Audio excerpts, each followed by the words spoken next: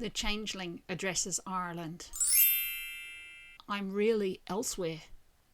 Am the ghosted great etc. who would have been here, stiff as an effigy, strained understudy, never learned Gaeilge, make no rotics, took burn and freckle and keratosis, knew neither bog nor crannog, diverged from your conflicted history which even so tries to persist in me. Your cadences numb me into submission. Priest and nun from distant childhood I hear in them. You choke me with turf and coal smoke, soak me through with leaching rain, then rain again. It can go nowhere. Uncannily other. I cannot come home. Mistake to think because my face here is commonly featured there's anything in it. That was a stamp carried wide and much repeated, countenancing empire, even where not instigated. 18. I got on a train to Dublin, counting doubles of aunts and cousins, extending the family image the way that narcissism, untroubled, could lead to racism. Yet Cork and Tipperary, bewildered, still look out of me, as from so many. Origins forgotten, old speech left off in a colonial generation for expedience.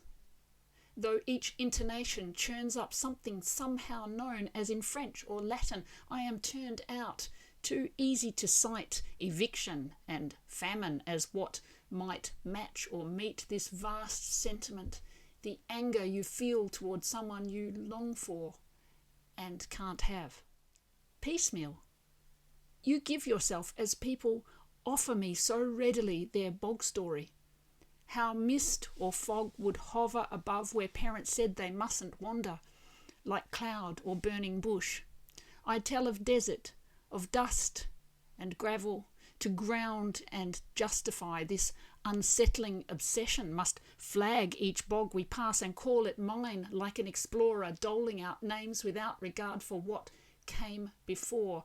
The bogs go deeper than I can account for.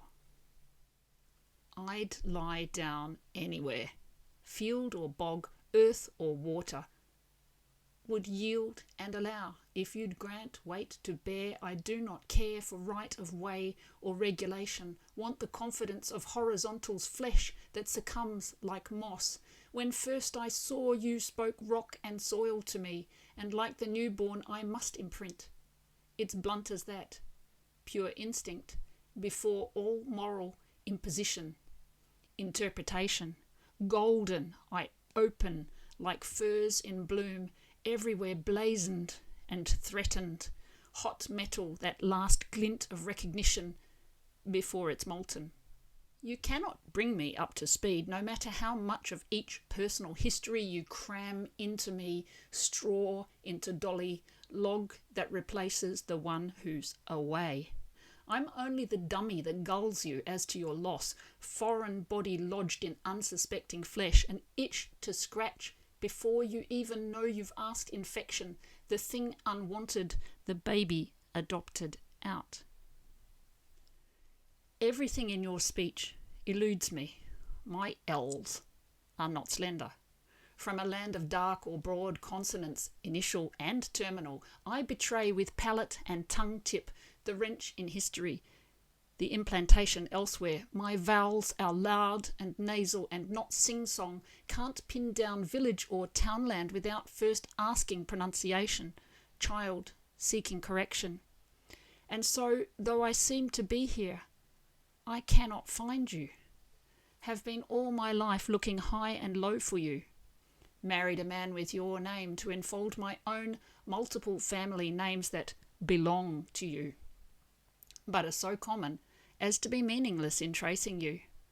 A chauvinism of syllables, using your sounds like code in the face of our English side that insisted the others were half-witted, inbred, brain-dead, bound for downfall and dispersal, could not even hold their tongue between their teeth.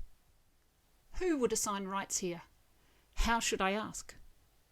Must I rip up my share like turf and knowingly trespass to get some warmth?